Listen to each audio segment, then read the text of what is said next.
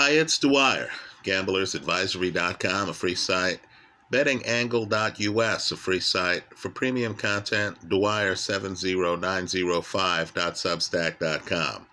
It is Monday, October 4th, 2021.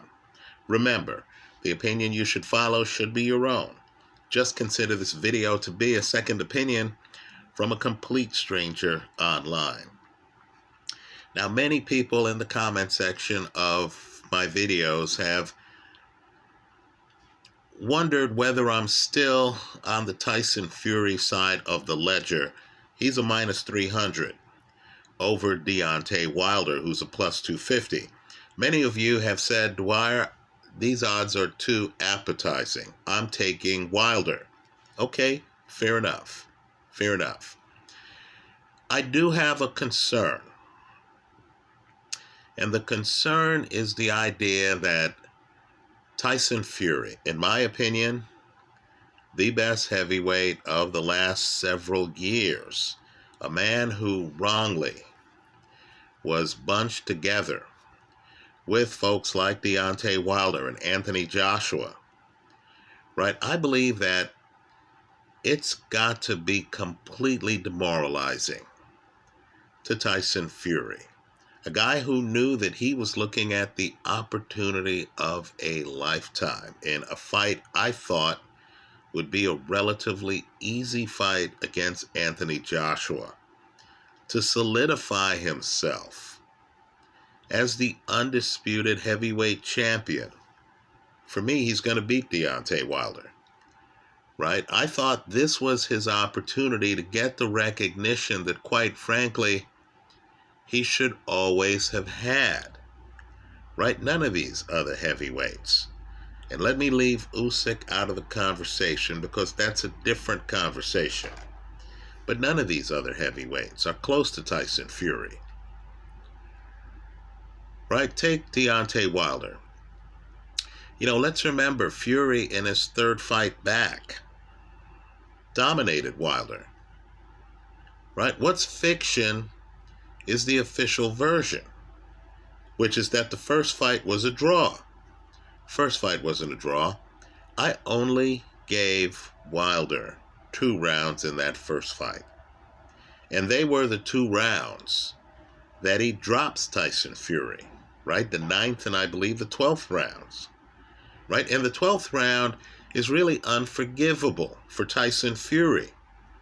All he had to do, and he has the legs to do it, is dance away from Deontay Wilder. Wilder, who is a Hall of Famer in my opinion because of accomplishment, right? Understand, you can get in the Hall of Fame different ways. People can look at you and think you are a great fighter, right? Who, for whatever reason, got boycotted by champs. Or you could actually go out and have a reign of several years that features a lot of highlight reel KOs. Okay, fine. I believe Wilder's a Hall of Famer. But I believe Wilder's extremely limited. Right? Extremely limited. He's not an all-timer. So, for me, a fight between Fury, who's a Picasso, and Wilder, who really is an artist who creates stick figures, comparatively, right, is a mismatch of the highest order. The second fight, just understand how preposterous the second fight was, and it was preposterous. You had by far the better boxer deciding that he was going to go hunting on Deontay Wilder. He easily could have just stuck and move, stayed away. Wilder doesn't have the foot speed to catch up with him. You know that. Wilder certainly doesn't have the boxing skills to outbox him. You know that too. Let me also offer a little bit of a preface here. I really view my site as a high opinion site for people who I consider the boxing hardcore. Right? We're not the press. I'm not trying to get interviews with anybody. Right? If a boxer doesn't like what I have to say, I have a multi-year offer out that they can just send me a video. It'll be unedited. I'll post it on my site. They can post it on their site, right? They can call me a scrub. I couldn't care less. They could dispute statements I make in the videos, right? Great. I wouldn't care less. But the boxer would have an opportunity unedited to get out their side of the story. But just understand, the rematch is so ridiculous that Tyson Fury, a boxer who is so advanced that, folks, he has a southpaw game. In other words, you saw him as a righty in that fight. Understand, if he wanted, he could have switched and fought that fight left-handed. He gives away his movement. He figured out, look, I have the reach on this guy. All I have to do is look for his right hand, stay a decent enough distance away from him, and throw power shots with both hands. Wilder doesn't have the defense to survive. You knew that. Folks, he goes down not off a long right hand from Fury. He goes down off a body shot. Right? Understand, life is different for all of us. I believe, looking at the Anthony Joshua Usyk fight, you understood Joshua thought he was boxing magnificently, even though he could barely move his head.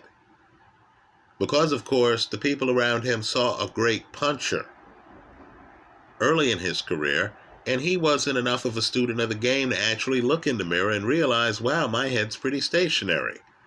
You noticed how stationary it was when you saw Usyk's head, which was on a swivel. In fact, Usyk's upper body, it wasn't even his head. Usyk had his whole upper body moving. Well, with Deontay Wilder, understand, this is a guy who was knocking everyone out. He was a hunter. People moved away from him. He didn't develop great defensive skills. The concept of a guy who's tall like him, with reach like him, actually hunting him down and being able to do so from the lip of the pocket, right? The outer limits of the pocket, through Wilder. Let's also make some hard judgments here. And people were upset when I was talking about psychology and what I viewed as the mental makeup of Anthony Joshua before that fight. Look, I don't mean to perpetrate. I'm not a psychiatrist. I'm not. Right? I'm just another person. But understand, the whole idea of betting, the whole idea of gambling, means that you can't be PC. You have to make judgments. Whether the judgments are right or wrong, folks, when I'm betting my money, I'm going to rely on my judgments. Right? Now, I'm not here claiming to hang out with any of these fighters.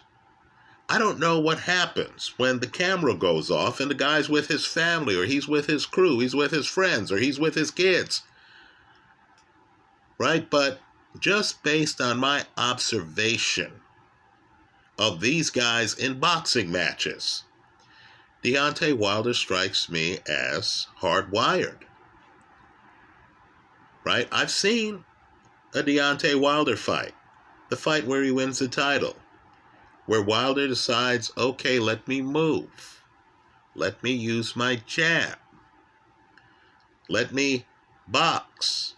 Of course, he was fighting a potted plant, Bermane Stiverne. Great puncher, has skills, but like Andy Ruiz, doesn't have any foot speed. So Wilder in that fight was able to stay outside. But you look at Wilder and you understand, this is the guy who doesn't incorporate new things into his game easily. Right? I watch basketball. Right? Quite frankly, boxing is just one of the sports I watch. And I'll look at LeBron James, and I'll notice that every year, and I mean this, every year, LeBron James seems to add wrinkles to his game. You know, LeBron won an assist title, but years before he won the assist title, you would watch games where LeBron's team would have a point guard.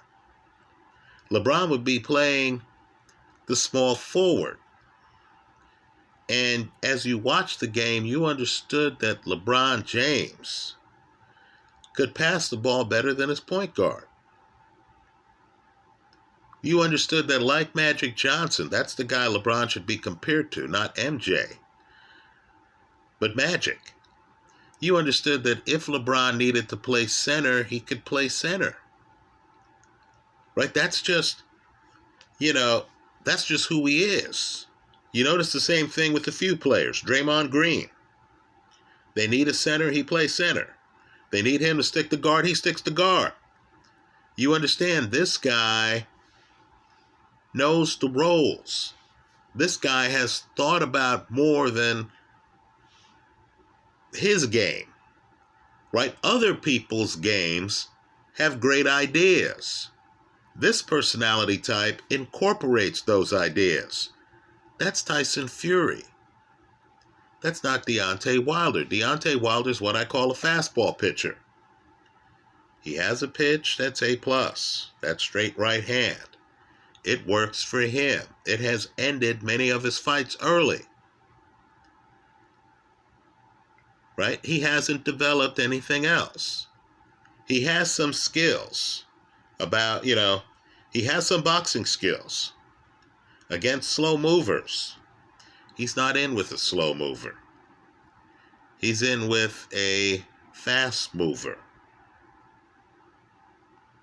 So just understand, this fight's a mismatch. They brought in Malik Scott. They could have brought in Angelo Dundee. Right? When you have a guy who is hardwired, right? As they say, everyone has a plan until they get hit in the mouth. The minute the fight gets difficult, Deontay Wilder's going to be Deontay Wilder.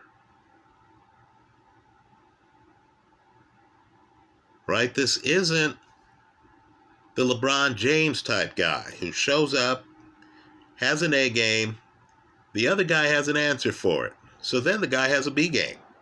The other guy has an answer for it. A guy like LeBron will be way down in the alphabet. It'll be a chess match. He'll unveil a D game if he needs to. Right? He'll look at the guy and different things will pop out to him as the fight goes forward. Right? When I first started making videos, I had a phrase I used. I still think it. Adaptive reactive.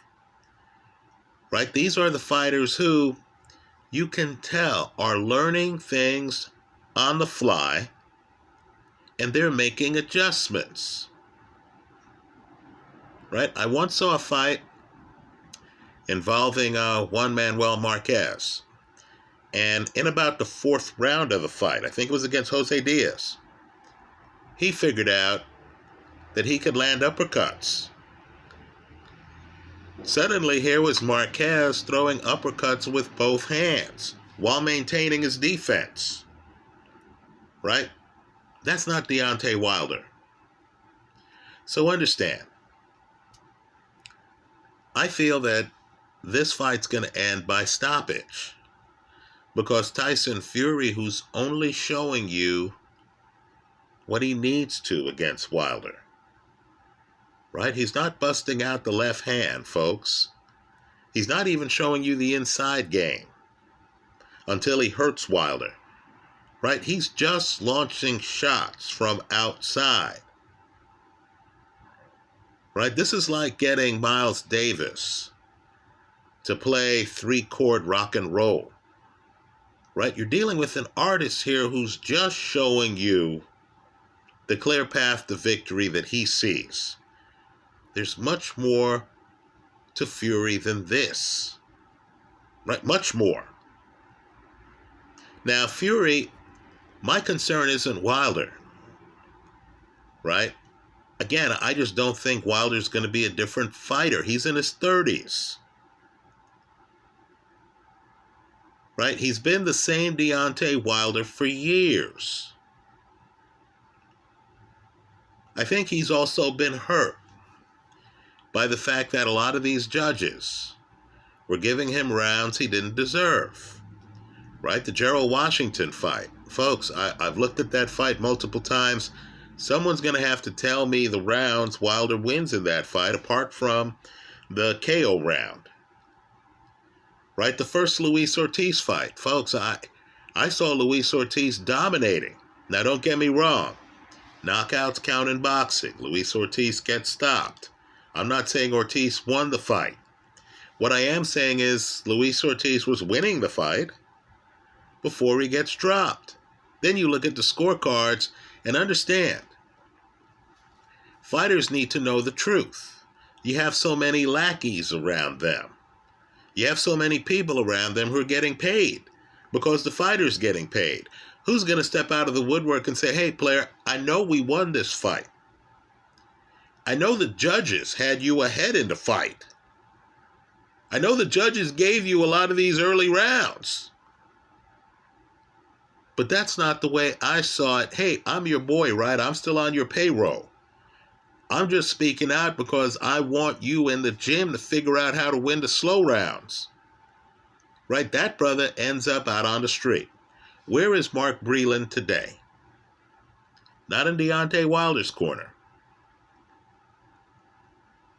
Right? And so, yeah, I know the odds are appetizing. You know I love to get appetizing odds. I just don't see it here. I don't think this is a competitive fight. My fear is that Fury, who's open about the emotional problems that he's had, right? My concern is just that Fury might lose interest in the fight because he had an easy path. I know this is not the way the public saw it. I know there's an Anthony Joshua crowd out there cringing. But I thought style-wise, Fury had an easy path to being undisputed. Now he's been derailed for a significant period of time. Right? Understand, Joshua is going to get the payday that comes with the rematch against Usyk. Right? Let's say Usyk wins that fight. Just understand, you're talking about a lot of titles. Some sanctioning body might say, hey, sounds good. We've waited long enough. You need to fight our mandatory, and our mandatory is not Tyson Fury. Let's remember, Joshua had several belts. Right? A Fury Usyk fight might not take place for the next 18 months. Let's also dig a little deeper. I've been here online talking about the fact that Fury's kryptonite aren't these big stiffs, right? It's not a Wilder. I know Wilder technically got a draw the first time they fought. It's not a Wilder. It's not a Joshua, right? His kryptonite are smaller, agile guys. Now, he's already gotten dropped by a former cruiserweight champion, right? Let me just pause here and say, John McDermott crowd, I hear you. I hear you. I believe that was a Fury of several years ago. These days, the holes I see in Fury's game, and none of us are perfect, right? Ali hardly went to the body. Vladimir Klitschko hardly went to the body. The holes I see in Fury's game really are the kind that a smaller, more agile guy can take advantage of. So you'll notice Steve Cunningham, that's not a lucky punch, folks. Steve Cunningham's loading up on that right hand several times before he lands it and drops Fury hard.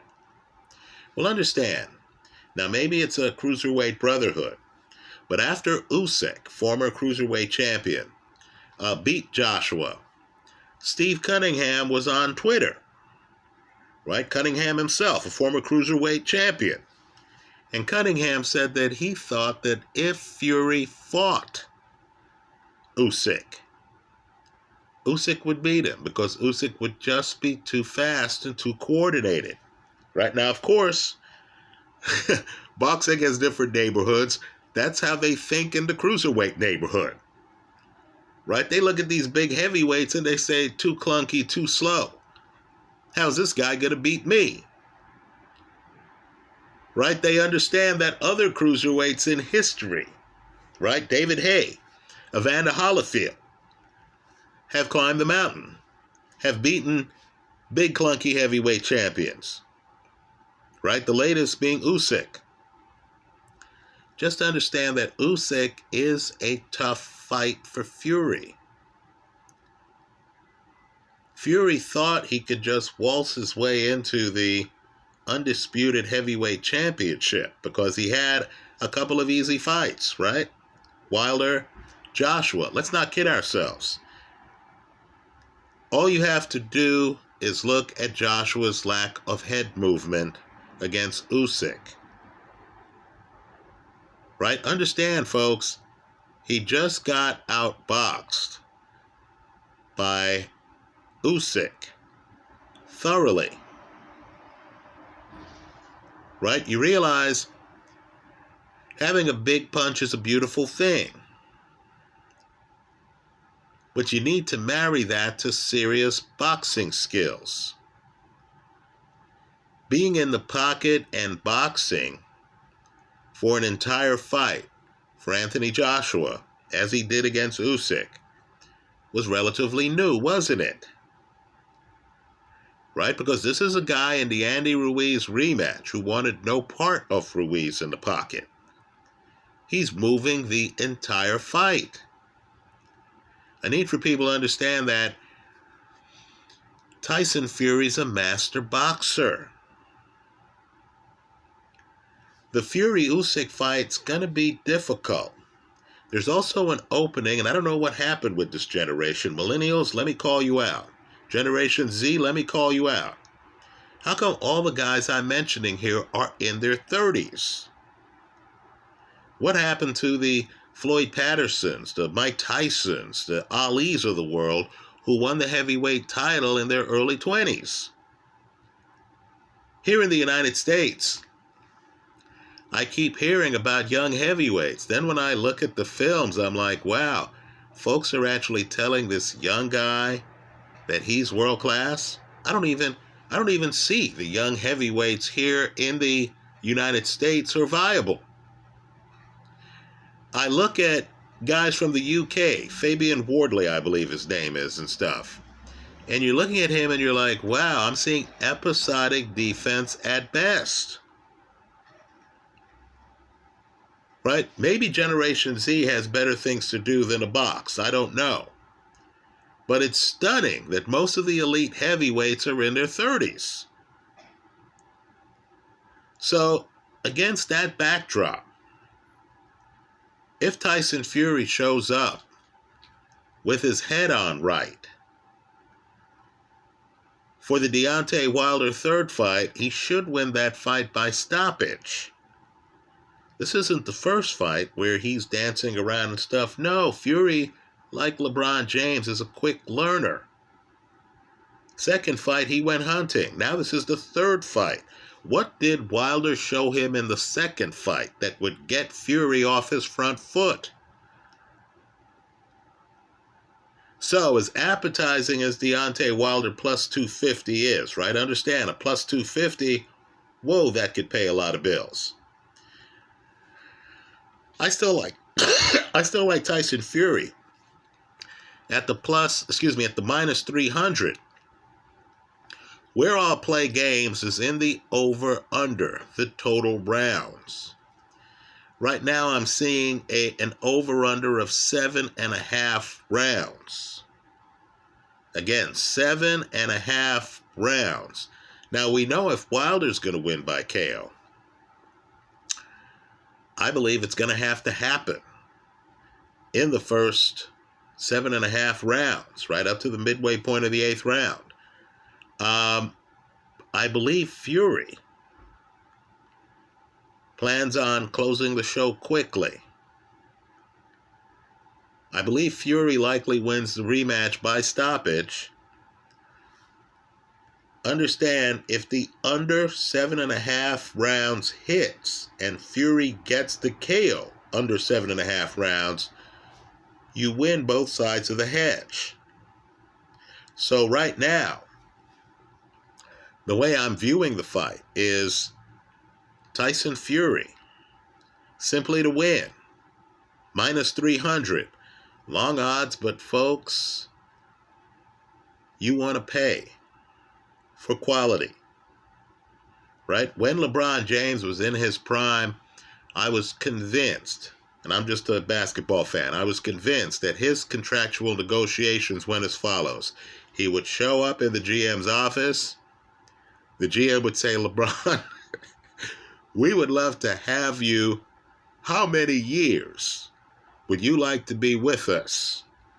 It would be understood that LeBron was going to get the max, right? Tyson Fury is worth a minus 300 here.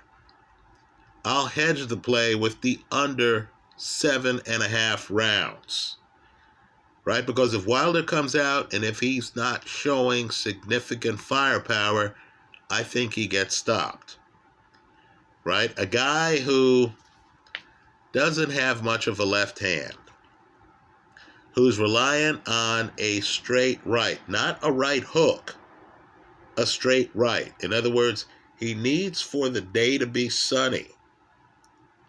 He needs for there to be no rain. It can't be muddy.